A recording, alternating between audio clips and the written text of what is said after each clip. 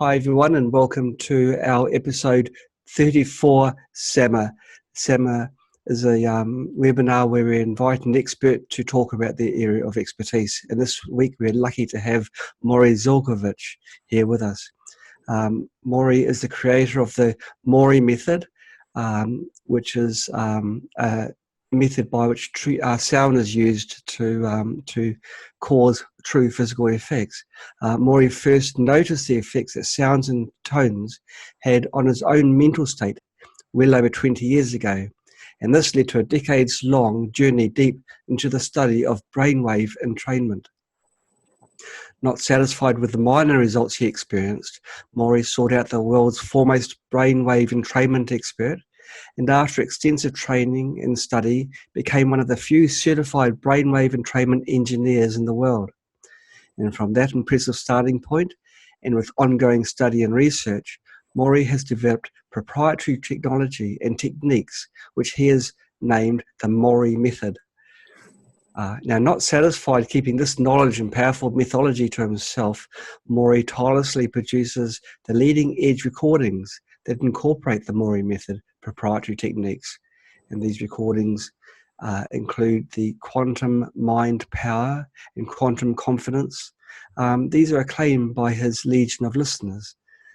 Recently, the Morry Method was recognized by the Brazilian government and a Brazilian university when a major exclusive independent study of the Morry Method technology was undertaken.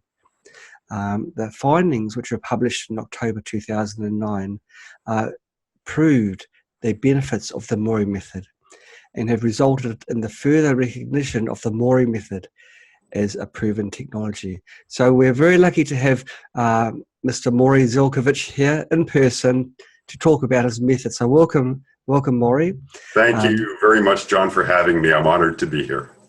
Now, the very first question, I want to slip one in before anyone else has a chance, is please tell us more about this entrainment and this Morry Method. Okay. Well, basically, the first 45 years of my life, I spent hearing thousands of voices in my head. I spent it in severe depression, dark depression. I actually woke up every single morning, looked out my window with my fingers crossed, hoping that I would see nuclear mushroom clouds. Gosh. So I wasn't afraid to see them. I wanted to see them. I actually tried to kill myself a bunch of times too. Now, obviously, you know what? I'm grateful for it all. Because without all of this happening to me, I wouldn't have learned what I learned. I wouldn't have gotten the understanding that I have. And I wouldn't have been motivated to create what is known as the Morry Method today. Now, you know, I want to explain, because Morry Method has been said like 8,000 times already. When I was developing this, I was asked, you know, what I call what I do. And I said, well, you know, I have a working name, but I wouldn't want to use this publicly. And I was asked what it was. I said the Morry Method. And they said, that's great, because, you know, it puts a person into it and everything else. And I got screwed into having to accept it because I really didn't want to, because it's not about me. What I do actually takes advantage of natural processes in the brain that help you to help yourself. You don't thank a hammer when you use it to build a deck in your backyard, right? You don't thank a paintbrush, and you don't thank the paint. You thank the person who used these tools to create what was created. And that's what I've done. I've just created tools which are completely useless unless you use them properly. And then if you use them properly, that's when the benefit happens. And that's why it's all you and not me. So what happens is with brainwave entrainment, it's actually pretty simple. Since the dawn of man, you know, when cave people were smashing sticks on rocks, tones and sound has had an influence on people's lives. You know, essentially there's a quality of the brain called the frequency following response. And what that is if you ever found yourself listening to music and you'd be clapping your hand to it or tapping your foot or bobbing your head, that's entrainment. Okay? There's a beat and you're on an unconscious level following the beat. You're going, yeah, I'm getting into this, right? It's the same thing with your brain. Your brain is made up of billions of neurons, which are little itty bitty cells. And these cells through audio stimulation can be made to pulse, because your brain cells are always pulsing, always. And there's electric current that they're emitting all the time. And depending on how many times they emit this current a second, that dictates what kind of chemistry they're releasing. Different neurotransmitters, endorphins, hormones, and the like. So what happens is, through the frequency following response, you're listening to like bump, bump, bump, bump, bump, bump. So it's basically a signal, nothing, signal, nothing, signal, nothing. And depending on how many times a second that goes, after about 6 minutes, the average person's brain starts to what's called entrain, or follow. So through the frequency following response, the neurons start to do a monkey see, monkey do. They start pulsing at the same rate. And in that way, I can help you to control what kind of chemistry you're releasing. That's important for a very important reason. Coming from all this depression, I was able to reverse engineer a whole bunch of information, because I certainly knew how to program myself for evil, so to speak, and for anxiety, and for anger, and for depression. But if I could create a system that would essentially do the same thing, but create something positive instead, that was the trick. So what I did was, I realized that I had all these negative thoughts, and all I did was think negative all the time. And that negative thinking actually created brainwave activity. And that brainwave activity created, interestingly enough, that brainwave activity created chemistry. And it's the chemistry that made me feel the way I felt. If you're happy, if you're interested, if you're bored, if you're anything out there now, it's because you've decided to be that way. And that decision creates thoughts, which create chemistry, which creates how you feel. So I'm super depressed. I'm reading all these books and I can't get anywhere. All these brilliant minds, and they are brilliant minds, but I can't get it through my head. The negativity is so strong that I'm still producing all this negative chemistry. And in producing all this negative chemistry, I can't break through and even understand the good and the power of what they're telling me, because I am just so depressed. And, you know, John, if I knew you forever and you saw me in pain and you were trying to help me by talking to me, I was hearing, I don't know if you ever watched The Simpsons, but, you know, when I was younger, I used to watch The Simpsons, and they had a dog. I think the dog's name was Santa's Little Helper. And occasionally they would show from the dog's perspective when people were talking, and all the dog would hear would be blah, blah, blah, blah, blah, blah. That's all I heard, because, you know, you don't understand. How can you understand what it's like to wake up every morning and want nuclear war? You're so depressed that it's not even enough for you not to be here. You don't want the whole world here. Now, I was never going to do anything to the world, but that was, you know, I just wanted everything gone. So when I realized, though, that chemistry, you know, I couldn't change my thoughts for the life of me. But when I realized that the thoughts create chemistry, okay, so it's thoughts, chemistry, more thoughts, more chemistry, more thoughts. It's the cycle of depression over and over and over again. I couldn't change the thoughts. And I thought, what if I could change the chemistry? I tried changing the thoughts. It didn't work. But if I change the chemistry and my theory is right, then that means that my thoughts would naturally change. That's when I discovered all about brainwave entrainment. And I was looking around and looking around and looking around. And pretty much every product out there is not based on science. It's just based on vagaries. Or vagaries, sorry. There's no such word as vagaries. There is now. There is now. I just coined a new phrase. Well, I coined brainwave entrainment engineer, so I might as well coin that too. So because of that, I realized if I could change my frequencies in my brain, that would kind of interrupt the negative thinking. And it actually worked. Now, it didn't immediately do it the first time and I was better. But over, you know, being severely depressed, it took a long time. But I could notice right away, for instance, I'd have millions of voices in my head all the time, kind of like a din of conversation you would hear at a concert in the intermission when thousands and thousands of people are talking all the time. And I would listen to the recording I made the first time, and the whole time that it was playing, I heard no voices. And even for a few minutes after I heard no voices, I was actually scared, you know, because it was such an unusual feeling and sensation. You're wondering where everyone's gone. Yeah, it's, you know, it's hell, but it's the hell I knew, right? And as I listened more and developed the, you know, the methodology and the technique more, I was getting better and better and better results. So because of the frequency following response, I was able to interrupt the brainwave activity that I created with my negative thinking enough that I could subtly change it. So now when you're talking to me, instead of hearing blah, blah, blah, blah, blah, I'm hearing blah, you know, Morry, if you tried this, you might feel better, blah, blah, right? I still heard the blahs a little bit, but mostly I was hearing what you were saying. And I was open enough to actually try some of this stuff to see if it could help me. So, you know, unfortunately, what was out there, what didn't help me.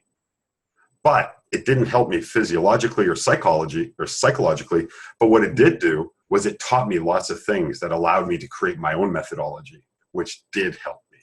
And then as I changed, people I knew were blown away. Like I was a totally different person and they wanted to know what I was doing. You know, I was drinking excessively. I was a sex addict. I smoked tons of pot.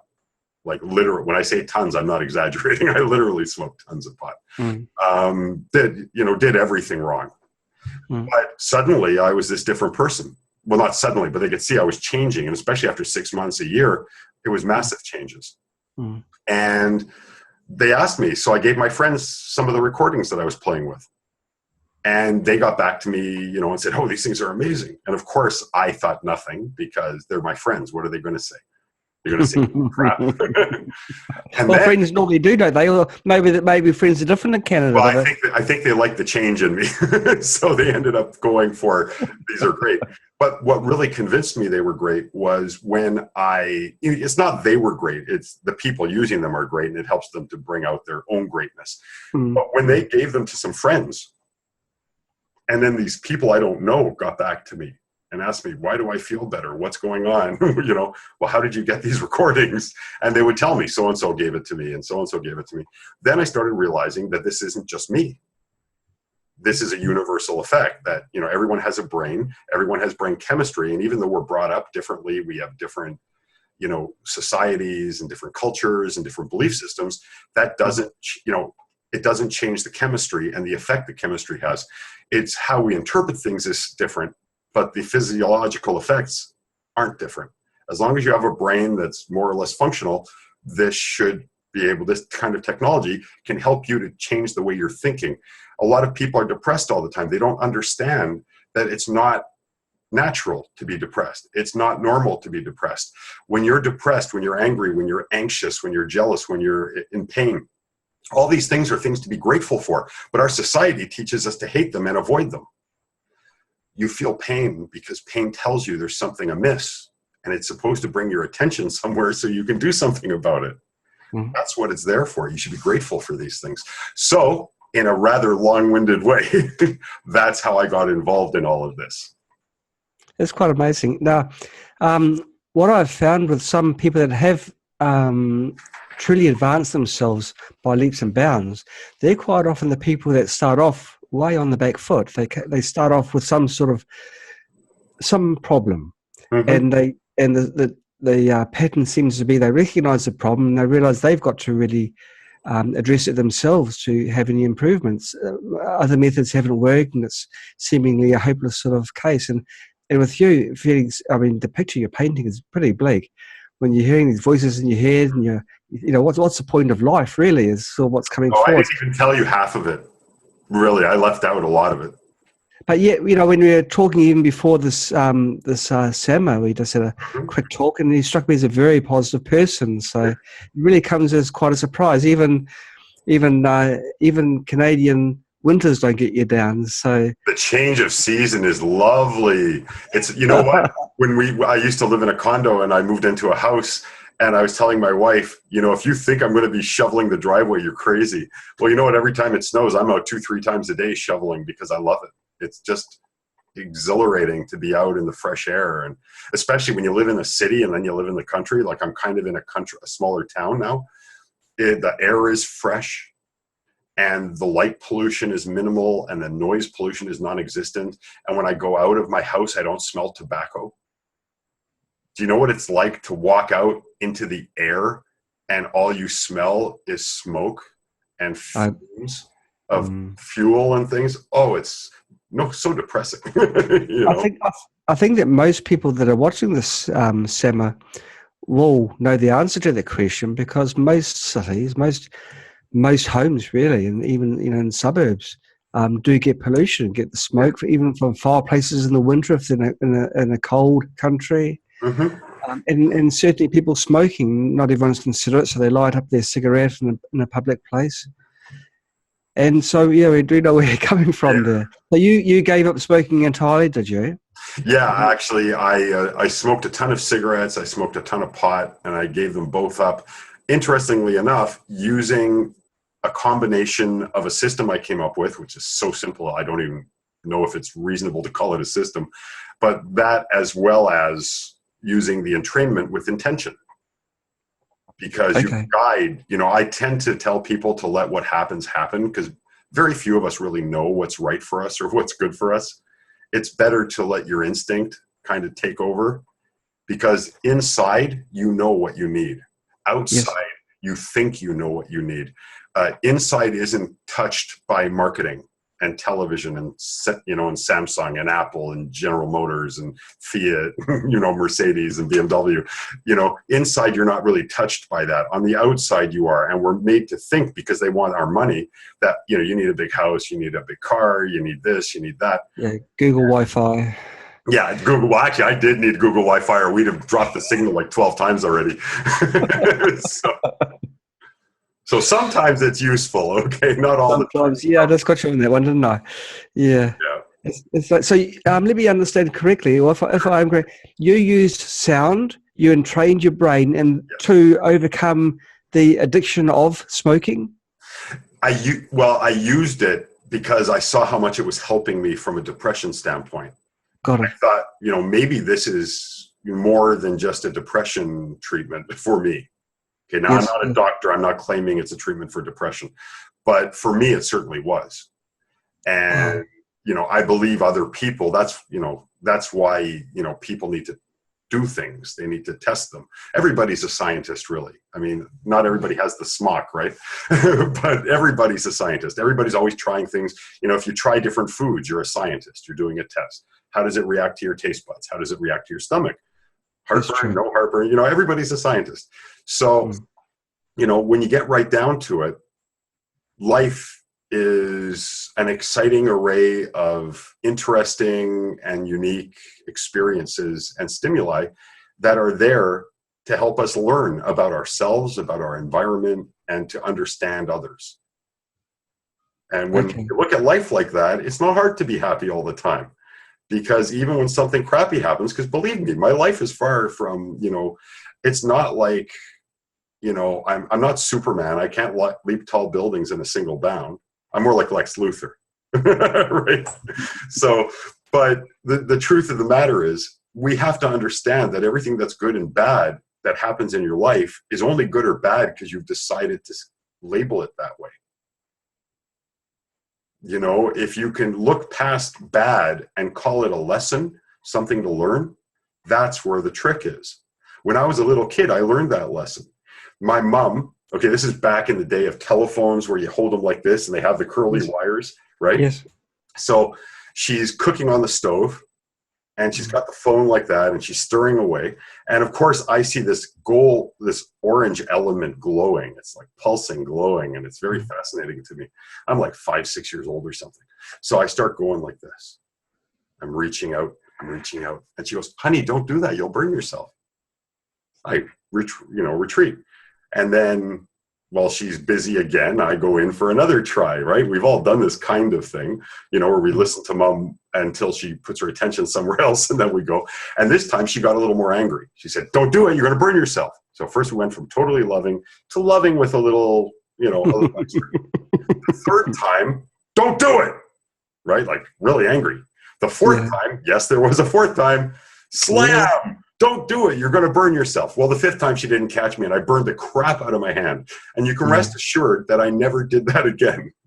But the moral of the story was, and this is what it taught me, interestingly enough, I didn't realize the lesson until I was over 40 and I started to lose the depression. But what I learned from that was that the universe, God, whatever you want to call it, loves you. Your subconscious loves you. You want to be happy. You want to be healthy. And the universe, God, yourself, whatever you want to call it, we'll call it Bruce. Okay, so I don't have to say all three all the time. So what Bruce wants for you is for you to be happy. And Bruce will tell you softly and lovingly at first what you are doing wrong so that it can keep you from doing the wrong thing. But if you don't listen to Bruce, Bruce is going to get louder and louder and louder. And if you still don't listen to Bruce, he's going to beat you up a little bit to try to get your attention. And I have found that if I listen, it never gets that far anymore. I don't experience those horrible pains. You know, you're driving in your car and you have a couple of little close calls. If you pay attention to those and you start driving a little safer and more aware, you're fine. But if you don't pay attention, believe me, those are signals that you're getting, telling you, pay attention because something worse is coming down the road if you don't. Right. Okay, but Morry, let's look at it from a different angle. Sure. At the time when you were developing your entrainment method, well, let's take it a little bit step further. When you still were suffering from depression, people would have been telling you to take some sort of drugs or something to. Well, I was drinking and smoking. So, but actually back then it wasn't that kind of a world. I saw probably 4 or 5 psychologists and doctors who all said you're coping really well. There's not much we can really do for you. You know, a couple of them even said we can give you pills, but we don't really think it would make a difference for you because you're already coping well. But I thought, why should I have to cope? I'm tired of coping. It's painful. It's draining to cope. Yeah. But see, now, of course, it'll be a greater push. You know, these pills are what you need. Then if it was now, yeah, they'd have medicated me for sure. Yeah, really. And unfortunately, I was born back in the 60s, before that push, and my pain and suffering turned into something that I'm grateful for, because that's what helped to create who I am today. And you can see I'm a lot happier today than... well, I didn't know you before, but you're very happy now. But if you're listening to the signs and to the voices, you know, that were being, you know, these experts, that wouldn't be good advice that you'd be given. I think you've got to mediate what information goes to you and use what these skills. Well, some people say God-given skills, or someone's given them here. Bruce-given skills. Bruce gave them to us, and forever we're grateful for Bruce. Yeah. So you've got to sort of mediate and decide on our own. But you've really said that we're all like scientists. So if people never lose the ability to ask questions and think, just think. You're given a brain. Why not use it? Well, you know, it's a good idea. Well, I mean, TV's been invented to try and stop it from happening. Let's all take a look now at the modern idiot box. It's a little box that you hold in your hand and it can take everywhere. So we're even bigger idiots than we were. Anyway, that's what I was getting to just as we disconnected. Yeah, well, we've all seen these zombies walking along the street, haven't we? Oh, I can't tell you how many people I've seen almost get hit by drivers who are playing around with their touchpads, and people who are crossing the street who don't even know that they almost died. Because they're walking across, can you believe you're walking across a street staring at your phone? Yes. Well, I've seen it. I see it every day. I see people while they're driving along staring at the phone. Mm-hmm. And, I know very well. So this is quite shocking. Okay, so gosh, I got my train of thought gone there in the excitement. Let's see. So I wanted to focus more specifically. What were your early, going back to when you stopped yourself from smoking? You managed to quit smoking. Now, what techniques did you use? You said you used a combination. Yeah, actually, well, I used the entrainment with a specific intention. So I would lie down, put on my headphones, hit play, and just as it was ramping up to get louder and louder, I would have the intention that I am smoke free and that I don't get any pleasure from smoking, and then I would just have no thoughts at all. Whatever comes into my head comes into my head. But interestingly enough, I came up with a system, and every single person who's tried it, it works. And I'm happy to give it to everyone here because it's so easy. It takes no time to tell. Just stop. And that sounds basic, right? But actually it's quite easy, and this is how you do it. I took 3 weeks and I recorded every cigarette I had for those 3 weeks. I smoked normally. I didn't stop. I didn't try to stop, nothing. So for 3 weeks, I recorded every single cigarette I had. I recorded the time I had a cigarette. I recorded my reason for having a cigarette. Sometimes it was just, I saw my pack of cigarettes sitting there, so I had a cigarette. Yeah, I felt like a cigarette, blah, blah, blah, all these different things. And so the time, the reason, everything. And then what happened was, after the 3 weeks, I added up all the cigarettes I smoked. And for the sake of math, let's say I had 100 cigarettes. I mean, I had a lot more than 100 cigarettes, okay? But just for the sake of math, I had 100 cigarettes. And then I divided that number by 21 days, because that was 3 weeks, okay? And then I ended up with however many cigarettes on average I had every day. So what I did was I would smoke the average amount for a week. Let's say it was 24 cigarettes. So I smoked 24 cigarettes a day for 7 days. After that 7th day, I set myself a limit of 23 cigarettes. And it was simply a matter of smoke the 23 until you feel like it's 24. And usually it only took like a week or so, maybe 10 days tops, even a few days, because it really only took me 2 or 3 days to feel like 23 was 24. Okay. And then I just did that over and over again. And then I smoked 22 until it felt like 23. And then I smoked 21 until it felt like 22, and so on and so forth. And eventually I got down to 1 cigarette a day, and I was smoking that for like, I don't know, 3 weeks or something, until I woke up thinking, what the hell am I even doing this for now? Because once, you have to remember, when you do it like, so it feels like that, so it feels like that, 1 cigarette a day feels like nothing. And I just didn't have the next cigarette, and that was it. There was no urge, there was no desire, there was no nothing. Between retraining the chemistry in my brain and, you know, this very simple system, which is maybe takes longer than most systems out there, but everyone I know who's used it, it's worked for. It's something very simple. With a lot of other systems I used to quit smoking, I went back to smoking. Okay. Well, the system you use is very similar to the system politicians use to get legislation through. Well, when you think about it, you know, Morry, you know, they start off with something small and they nibble. And then, and then you sort of stand back and, whoa, look what they've actually managed to get through. How did that get past us? Right, but I'm doing it in reverse. That's the only difference. I'm doing it in reverse. I'm going from very big to very small. Well, the body, very small to very big. The body detects change, you know, and so the change is by minuscule amounts. Yes, and there's no withdrawal because you're not cutting down until it feels the same to you. Yes. So the only trick with this system is that you need to be honest with yourself. That's it. If you're honest with yourself, it'll, like, I hesitate to say I could guarantee it would work, but I can't imagine it not working if you're honest with yourself. Right. Yeah, it makes sense. Okay.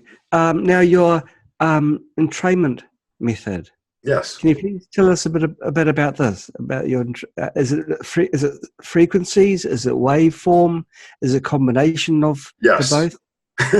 Yes, and a number of other things. That's the end of the summer. Yeah. Well, as I learned, you know, from trying all these different methodologies that didn't work for me, but taught me lots.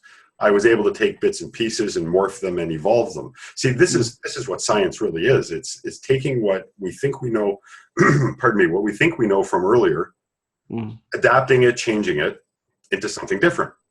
That's like the next stage of evolution in mankind. We maybe had gills at one point. Now we don't have gills anymore. You know, these are natural evolutionary events. Well, it's the same thing with your mind. It's the same thing with your brain. It's the same thing with your behavior.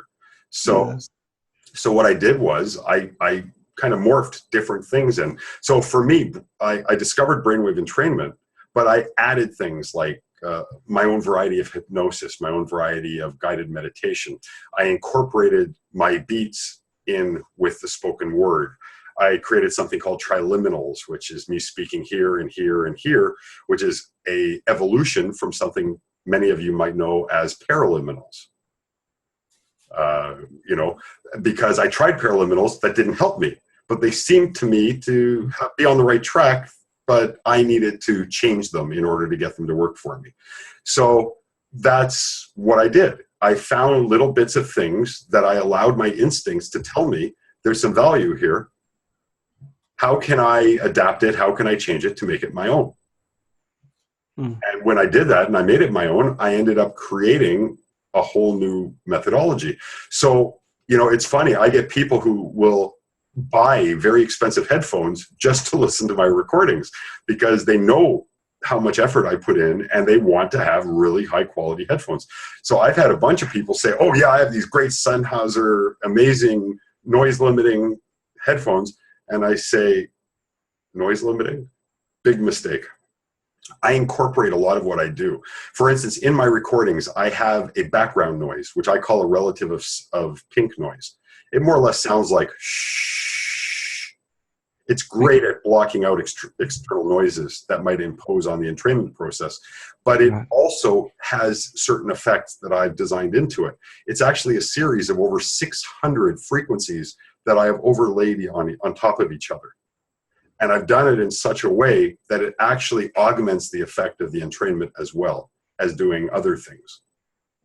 You know, it deepens it, it makes it more effective, it helps it to get by negative thought processes that people have. So if you listen with noise canceling headphones, depending on the technique and the technology that they're using to cancel the noise, you know, where they have the frequency cut off, because that's essentially what noise canceling is. They just cut the frequency off at a certain level. You're going to delete between 40 and 60% of my work when you're listening. The brunt of it is the bop, bop, bop, bop, bop. But there's a lot of stuff that happens underneath that you don't notice consciously, that happens on a subconscious level, and it happens on a physiological level. So what I did was I kind of blended everything together. Interestingly enough, as a scientist, before I design anything and before I create anything, I will do what I call running a session. I'll listen with intention. So my intention is to make the best possible recording to help the most possible people if they use it properly. And I will go into it in a deep meditative state so that I can take in all the intention, all the energy. You know, I created something called brain prints, which is essentially my triliminals that I just explained to you here, here, and here. But they have the entrainment tones as well. But it's the first time Brainwave entrainment has been able to successfully entrain someone on a subliminal level. Because actually, for entrainment to work, you need to hear it, right? You need to have that kind of percussive sound in your ear, because it's the auditory nerve that creates the current that goes to your brain on, off, on, off, on, off, and it creates the entrainment effect. Without sound, that used to be impossible to do. So I created a way to subliminalize everything in the triliminals so that you don't need headphones. You can listen to them over speakers, and you don't even have to listen. You can do other things. And they're more subtle, the effect, but you listen more often to make up for the subtlety. But the trick was I knew I was missing something. Absolutely knew I was missing something to make it, like, to bring it all together. And I couldn't figure it out for the life of me. I mean, I'm struggling. I'm trying. The more I try, the more resistance builds up. The more I get kind of annoyed at myself. Like, I'm smarter than this. I should know. I should just know. And then I realized I do know, but I'm blocking that information. And I think everybody has all the knowledge they need, but they block the information because they don't believe they have it, or they're trying too hard and they're looking in the wrong direction, right?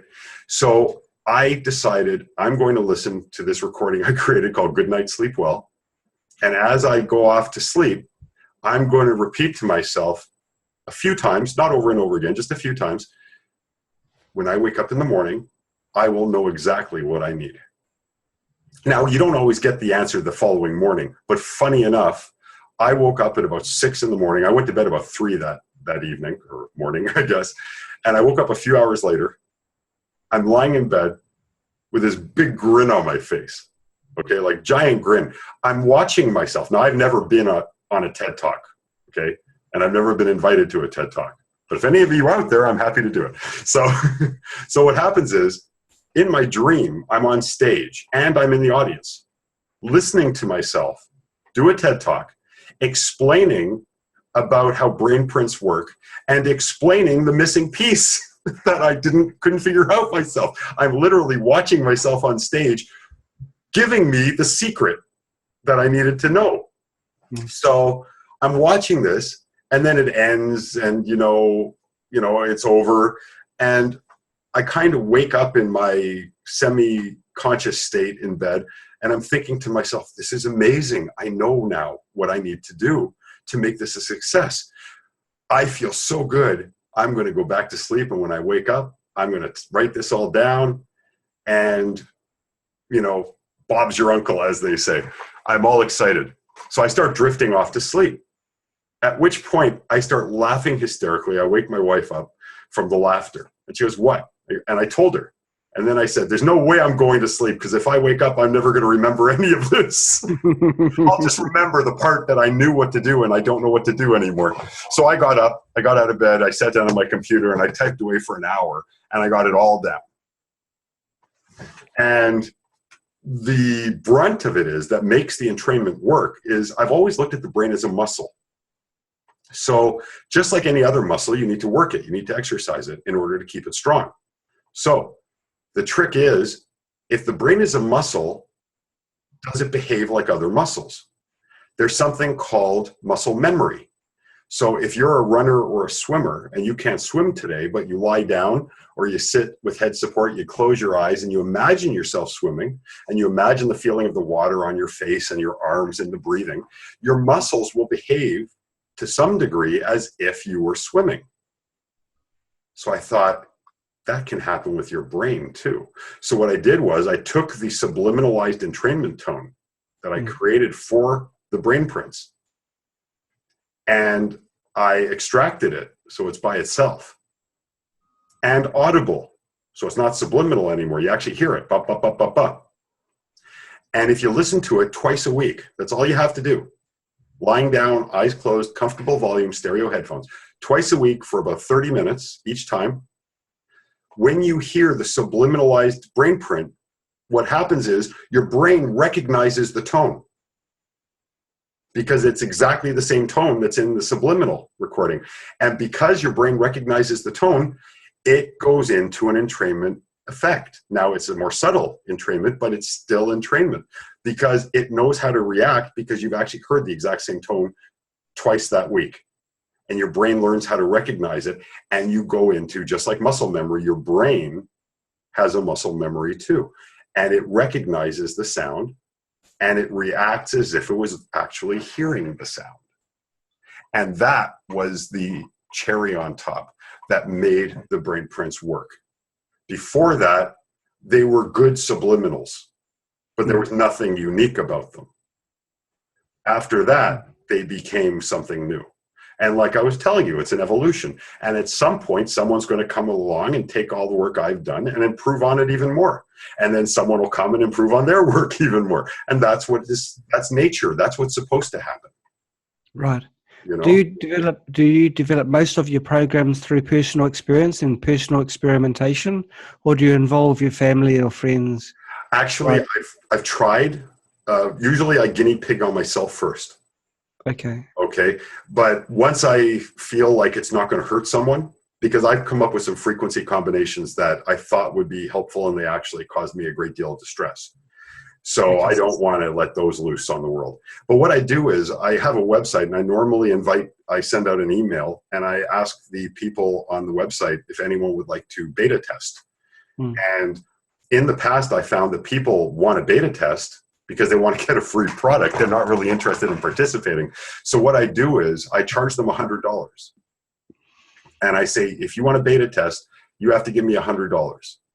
And you have to report to me over a 6-week period, at least 3 times, a reasonable report, how you've been using the recordings, how many times you've been using the recordings. You have to use them per my specs minimum. And you have to write down your experiences in some detail. Assuming you follow through. Now, you don't have to prove my stuff works. You can say, I did everything you said, Morry, and it was useless. That's fine. You do that. You give me an honest opinion, right? At the end of the 6 weeks, You get to keep the program for free, and I give you $125 back. Okay. So it actually costs you nothing to beta test. But unless you have a vested interest, you're not going to follow through. This is what I have found. Okay. So I give them the vested interest. You can make $25 if you do it the way you're supposed to. Now, I don't need to do it in like laboratory conditions, because no one's going to be using my recordings in laboratory conditions. They're going to be using them in their own lives.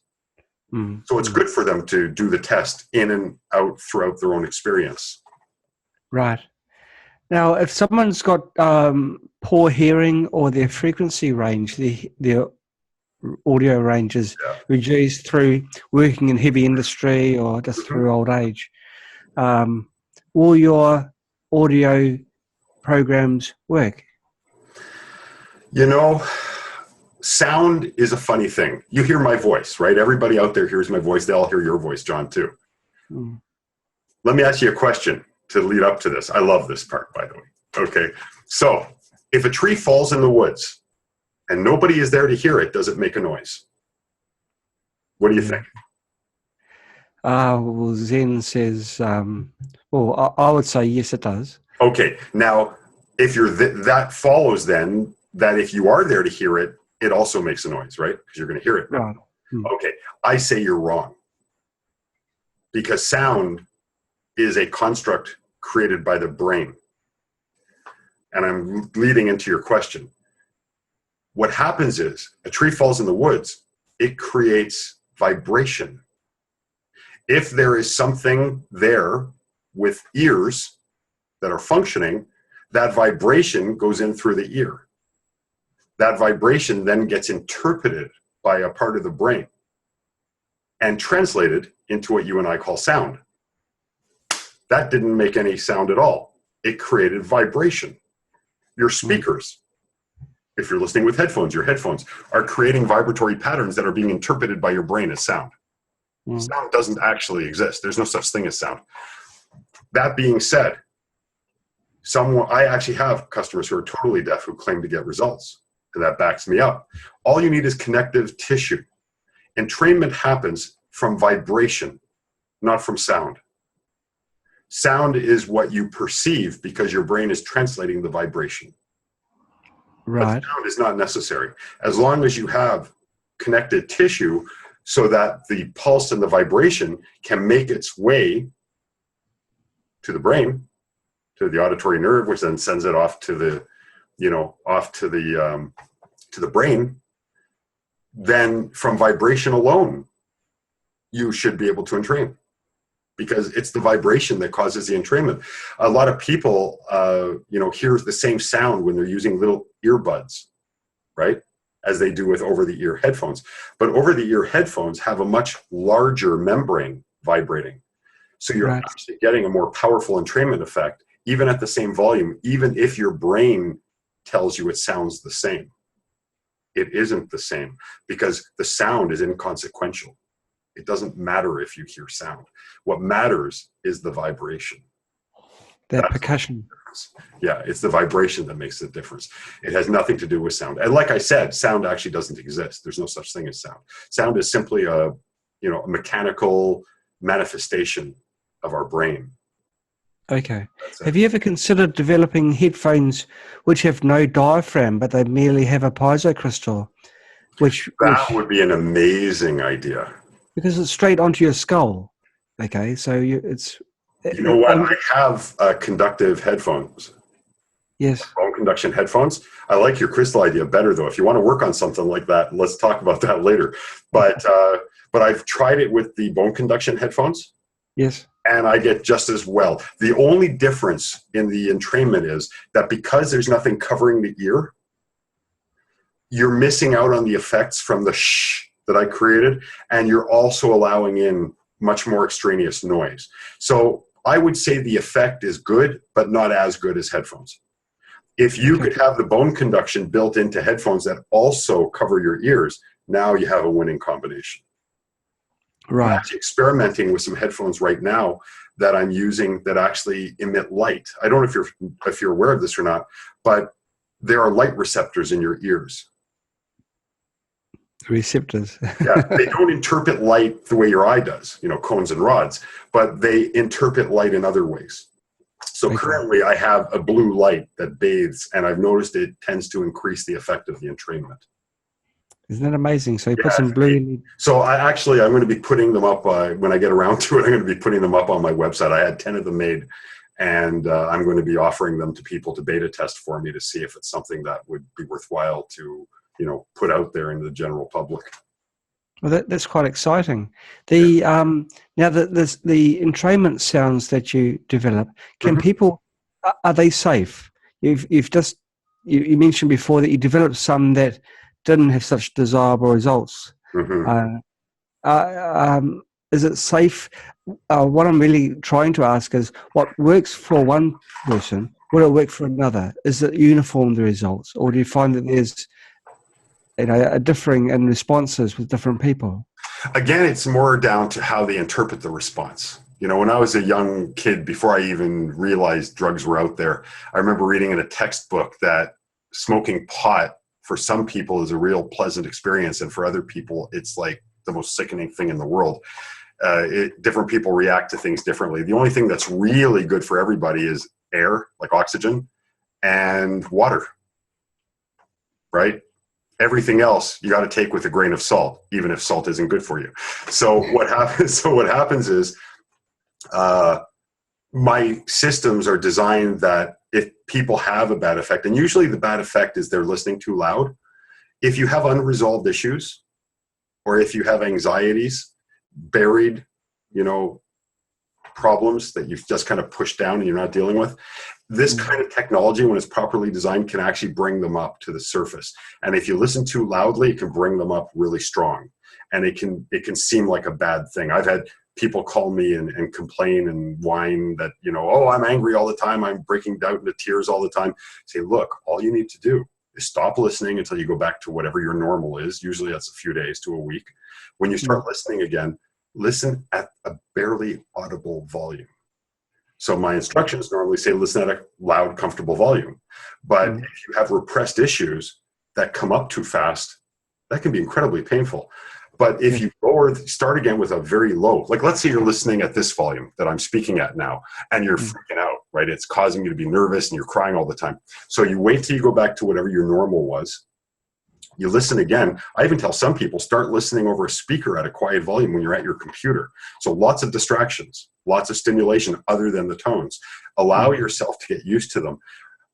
This isn't a race, and even if it was a race, no one is starting at the same starting line and no one is finishing at the same finish line. So all your goal is to be a little bit better tomorrow than you are today. That's all you really need to think about. So listen at a really quiet volume. Could you even hear that? Yes, I do. Okay. Yeah. So you heard that so little. So the barely audible volume. And if you find that that's easier to take, do that a few times until you're totally comfortable. And then the next time, turn up the volume just a little bit more. And do that until you're comfortable. These things that are repressed don't have to be painful when they come out. If you understand that the technology is just bringing them out too fast, you can use volume as your regulator. Bring it out soft, bring it out easy. It can be so much easier to lose a lot of these problems without even realize you're losing them. I have people who used to be road ragers like crazy coming to me saying, I was cut off 3 times. I do your stuff. I like it. I like how it feels, so I do it, but I don't really notice any changes. And then they'll tell me in the same breath that they were driving home the other day, got cut off 4 times.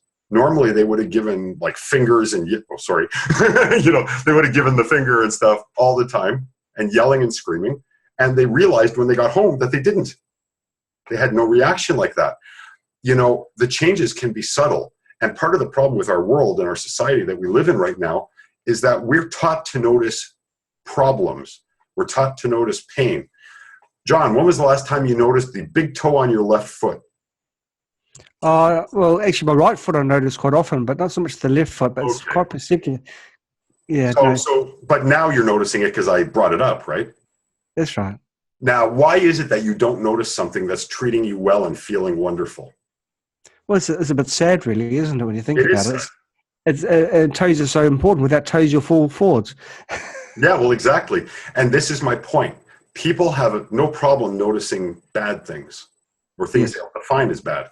We've already talked about how bad is nothing more than a definition you give something. But if you pay attention to something good, like for instance, I've been injured thousands of times. Okay, I've broken my nose a billion times, a lot of concussions, broken ribs, dislocated knee, broken kneecap, multiple fractures, dislocations, all kinds of things. And I learned that when these things happen, if I pay attention to a part of my body that doesn't hurt, the pain drops dramatically in the area that I hurt. Okay, so the focus. Okay? We are taught to pay attention to the wrong things, and because of that, life can be quite miserable. You know, even a homeless person who lives on the street in bad weather can be grateful for the cardboard box that they're in over a grate on the subway that's keeping them warm. When you focus on something to be grateful for, you will inevitably and invariably notice more things to be grateful for. That's how it works. It doesn't matter what your life is. You've defined it as bad if you think it's bad. It's not bad. It's like my hand on the element. The universe, Bruce, is trying to teach you lessons, and you're not listening. So Bruce is getting louder and louder until you do listen.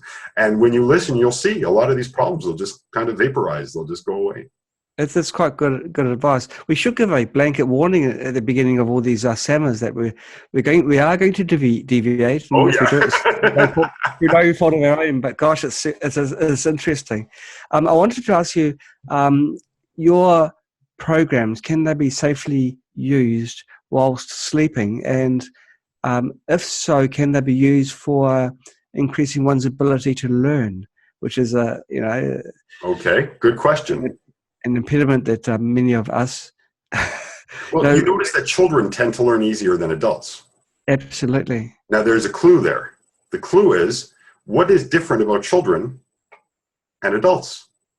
Well, the biggest difference from a brain function standpoint is children tend to exist in a state that most people know as theta.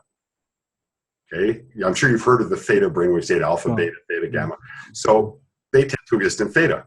Now, years ago, it was theorized, and a lot of new research, modern research is showing this to be true now, that theta produces a hormone called LTP.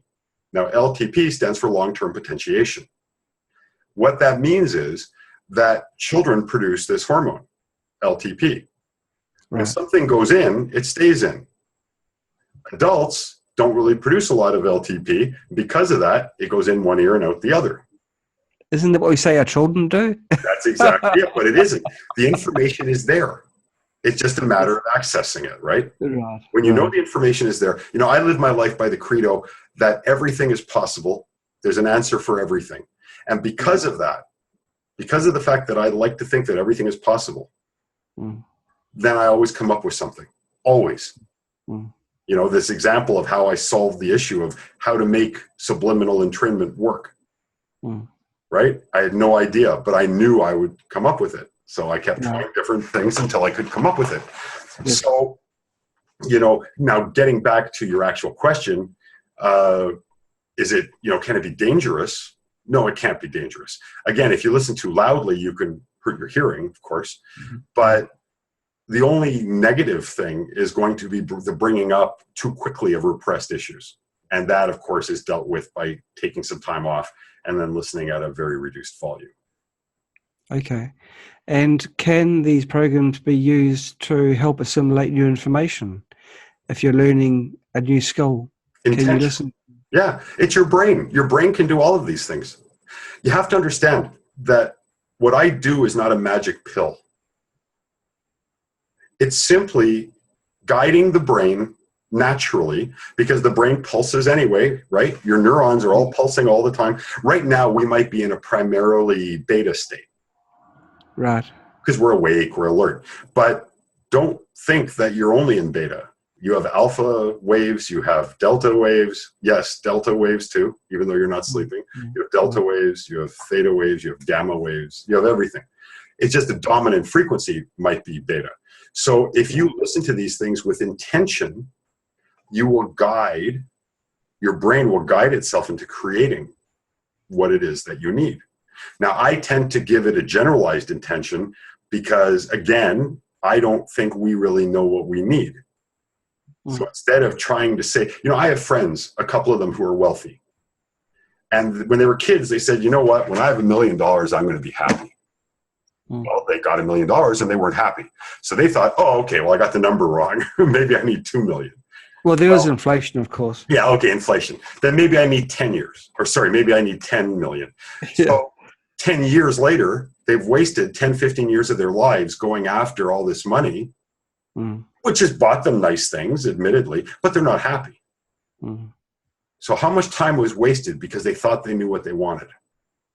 That's a long time. Humans live 80, 100 years, these days, right? 110. We might make it to 150 in our, category. Yeah, but that's still a limited time. Why waste 20, 30, 40, 50 years going after something that you think you want when you don't really want it?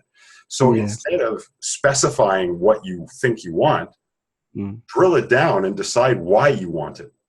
I want it ultimately because I want to be healthy and I want to be happy and I want to be loved and I want to be loving. And, these are the real desires that everyone has. So go in with, not with the intention that I want to make millions of dollars, go in with the intention that I'm smiling all the time. And it's my pleasure to do nice things for people, I mean, that's the attitude, because then you will be given a direction, and then you just pay attention to yourself, pay attention to your mind, pay attention to your body. What doesn't feel right is the wrong direction. What does feel right is the right direction. And it gives an amazing satisfaction actually giving, when you give a present, you don't just give a present and walk away. You hang around. You want to see the expression on the face. You want them to open it in front of you. That's right. Definitely.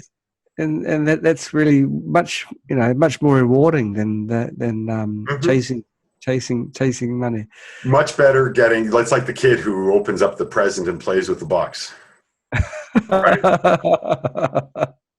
I'm like the kid. I'd rather find neat things to see in things. Einstein once said that there's no such thing as a genius. A genius is only someone who sees things differently than someone else. And ultimately, that makes all of us geniuses, because we all see things differently than other people.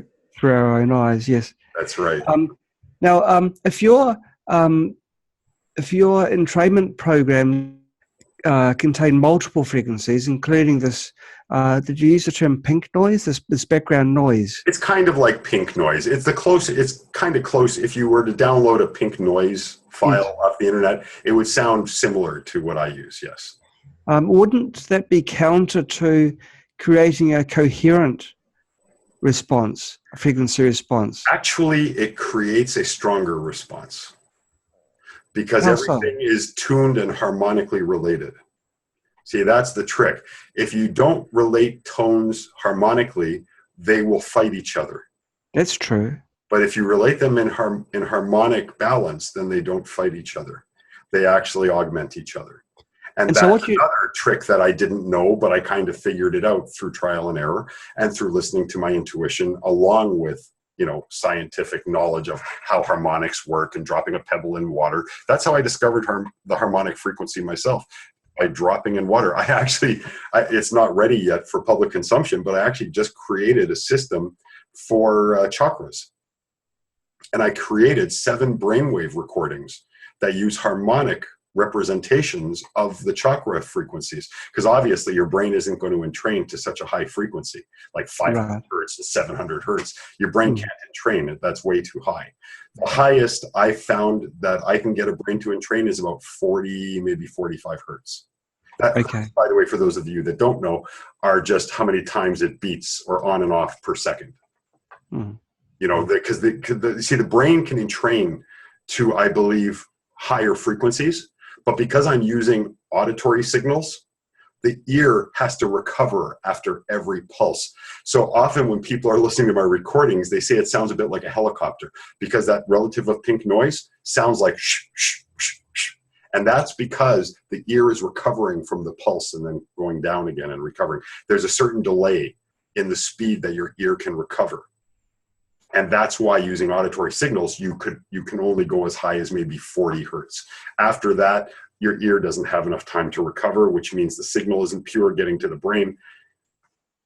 But I used a harmonic scale that I worked on to be able to create a harmonic. So essentially, there's external noises that are used to help balance chakras in the different regions externally. But then you also listen to brainwave entrainment tones that through harmonics pulse through the interior of your body to give you ultimately, the same frequency. Okay, so I guess it'll be more accurately called subharmonics then, if you're going down. Yeah, it would be subharmonic, sure. And what are you using octaves of higher fundamentals, or would you be using the Fibonacci series? Actually, I'm just using normal everyday tones, based in the 440 hertz. Okay. That's it. That's all that's necessary. Because the thing with brainwave entrainment is it's not really that complicated. It's quite simple. It is the space between the tones. You had mentioned earlier, I think just before we started this, this official talk, you had mentioned that there was a issue with not being here. I'm trying to come up with the word that you used. Okay, there's a problem with the actual frequency itself, that you can't listen to something with MP3s. That's correct. That's not correct, actually. That's totally wrong, because it isn't actually the it's not that frequency that entrains. It's the pause in between the pulses that entrains. So you can have ha ha ha ha ha ba ba ba ba ba. Both of those can entrain just as well. As a matter of fact, in some of my earlier work, it got to be too confusing for customers and clients, so I stopped doing it. But I actually have, in my first two works, the Quantum Mind Power you mentioned and the Quantum Confidence, 12 different versions of frequency for my two main recordings. So they were lower pitched and higher pitched. And I tend to like the lower pitched ones, so the ba ba ba ba ba ba ba. Other people like medium pitch. Ba ba ba ba ba ba ba ba ba ba ba ba ba. I'm not so good at the higher pitch, but I wasn't using my voice to create these tones. Don't worry. Okay, so you're not going to hear that. But that's the thing. So it's the space between. It's the pulse beat that entrains. So these people are telling you can't have MP3. Most of the time they were doing that because they were trying to get you to spend more money so you'd buy their CDs. They're lying. Properly engineered entrainment does not require, I do everything in MP3. Right.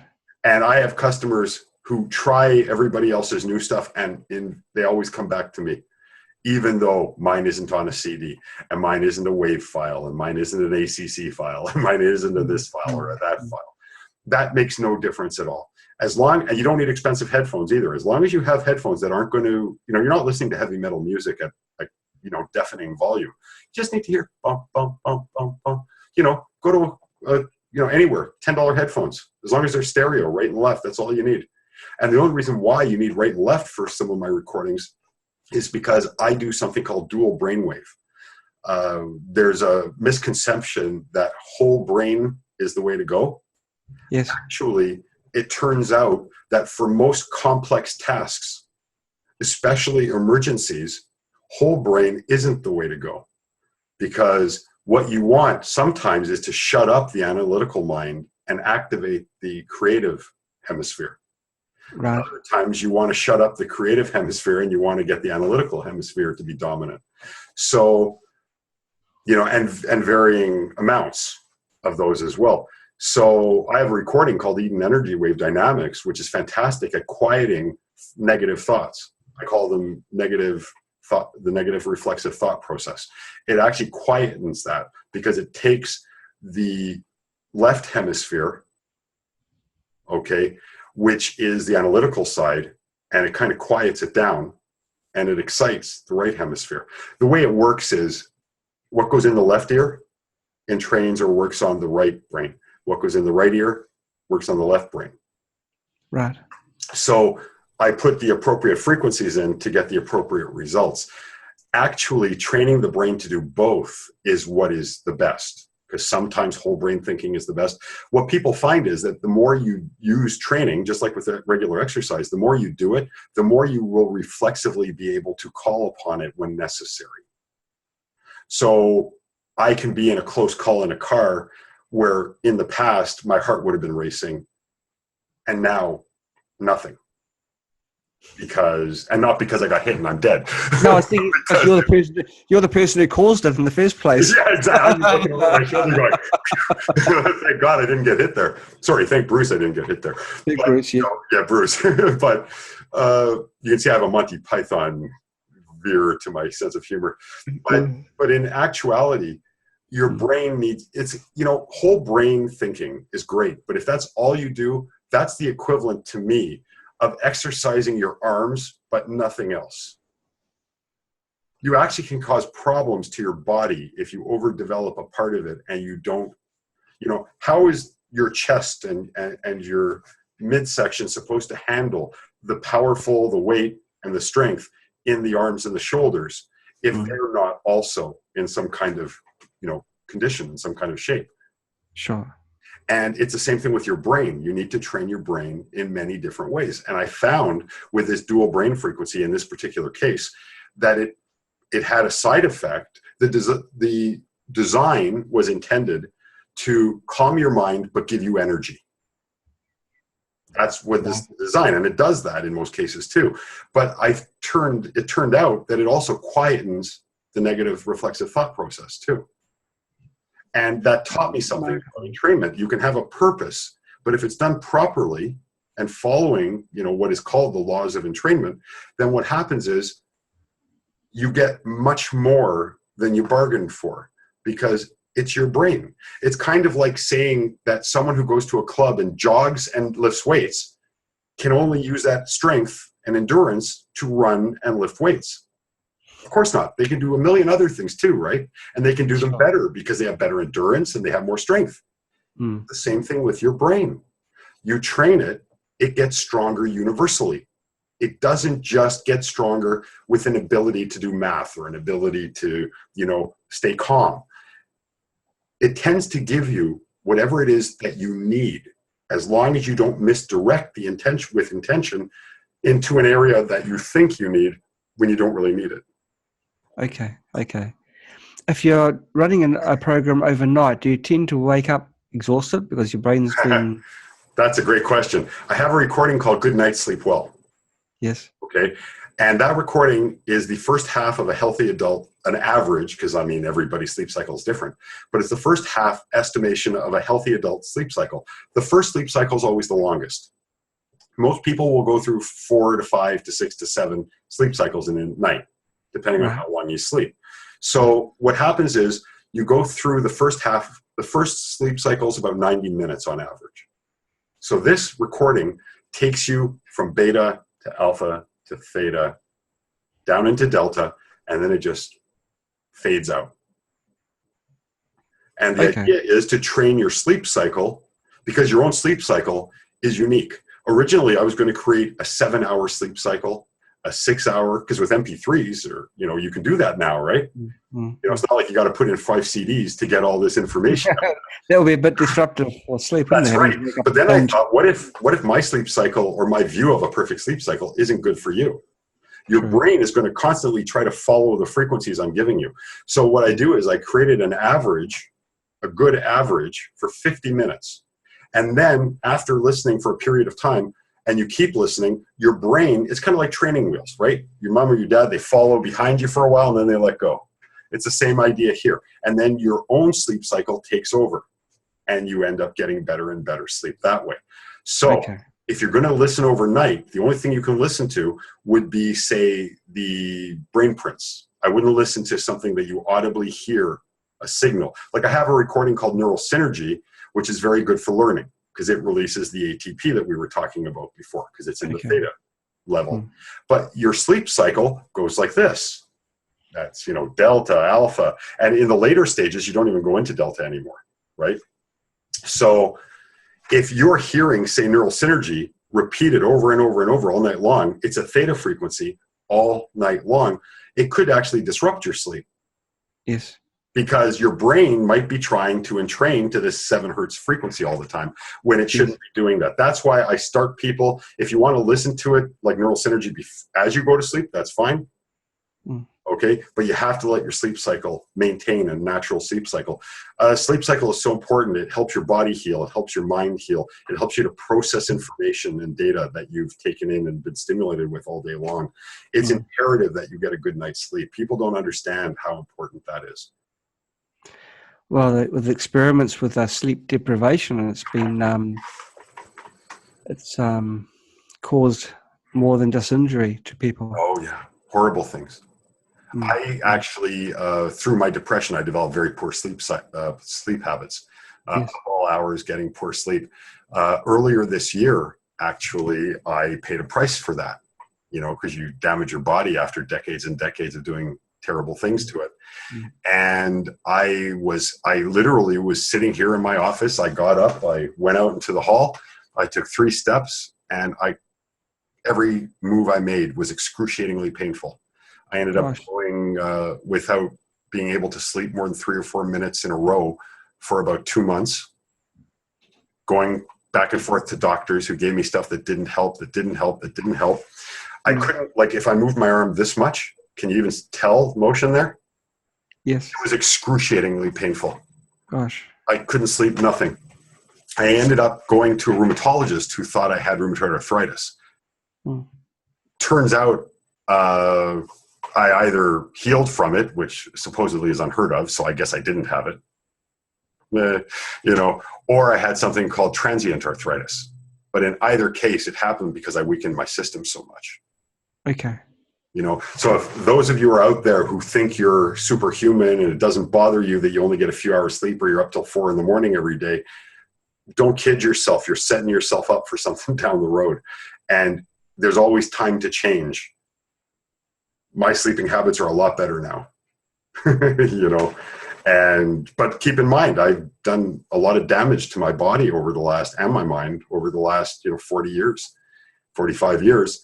And it's going to take the rest of my life to rebuild myself back to a truly healthy state. But the cool thing about that for me is, and this is something I'd be grateful for, every day that passes, I get younger. Because I'm actually feeling a little bit better every day. Most of my friends, I'm getting aches, I'm getting pains, I'm losing my hair, Yeah. Okay, well. Yeah, well, I was going to bring that up. Yeah, exactly. But the truth is, for me, I'm feeling like, there's certain things that have happened. I've had injuries and things like that caused me a great deal of pain. But other parts of my body that used to be in pain all the time are actually getting better as I get older. And there's no reason why that can't happen to anybody, actually, if you have the right attitude. If you stop accepting these so-called truths. As we get older, we lose our hearing. As we get older, we lose this. As we get older, we lose that. Stop believing all this garbage. Just take care of yourself and you'll be amazed.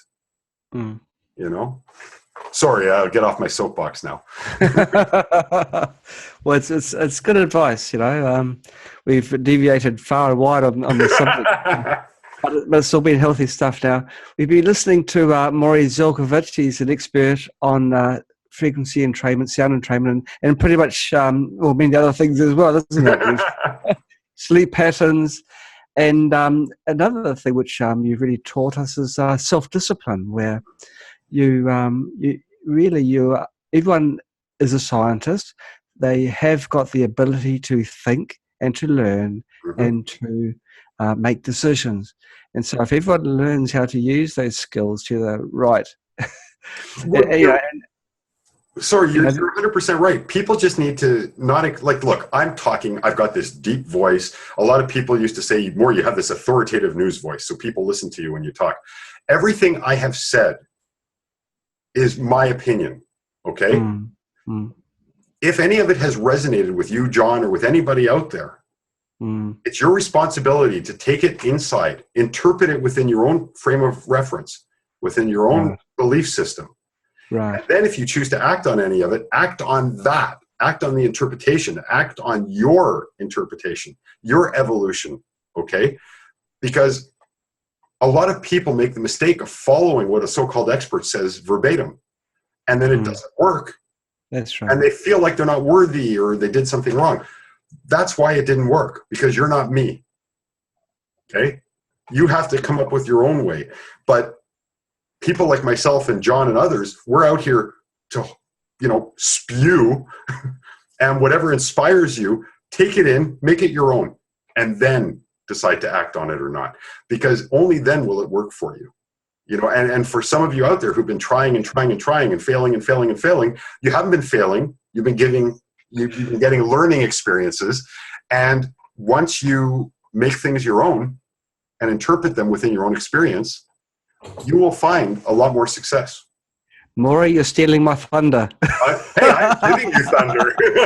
This is great. Hey, thanks, Morry, for being on board. I really enjoyed the session. Thank you very much. And thank you for contributing your time. Oh, it's been a total pleasure. Goodbye, everybody. Bye, everyone.